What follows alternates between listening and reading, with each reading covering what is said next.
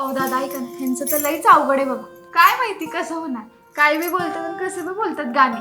म्हणजे असं काय म्हणतो ग? अहो कालचीच गोष्ट आहे, तुम्हाला सांगते मी. हे ऐका गपकी, काय पण नको सांगू त्यांना. ओ भाऊजी तुम्ही गप्पा हो. सांग का तन्वी तू सांग. अहो ते गाणे नाही का, कोई दिल पे काबू कर गया, त्याच्या पुढचं ते काय हो लिरिक्स, ओ रब्बा मैं तो मर गया. तर काय बोलतात माहिती काय शाने, ओ रब्बा मेरा मर गया. तुम्हीच बघा आता. अरे यांनी तर रब्बालाच मारून टाकलं की. काय रे नित्या, कसं व्हायचं तुझं? काय लागतं असं हसून खेळून आनंदात राहायला? हां, काहीच नाही ना. कोणती अपेक्षा ठेवायची नाही आणि कुणाचा राग मनात धरायचा नाही. एवढं जरी केलं ना तरी माणूस एकदम खुश राहू शकतो, सुखी एकत्र राहू शकतो. त्यामुळे आधी जसं आपण एकत्र राहत होतो ना तसंच राहूया ना, एकत्र राहून सर्वत्र होऊया ना. होय बायको, चल ना, बड्डे आहे तर आपण सेलिब्रेट करूया. चल ना, आता तुला पण आपण एक नवा नेकलेस घेणार आहोत ना, तर सोड ना हा हट्ट. बोल बायको, मी म्हणतो तसं करूयात ना आपण.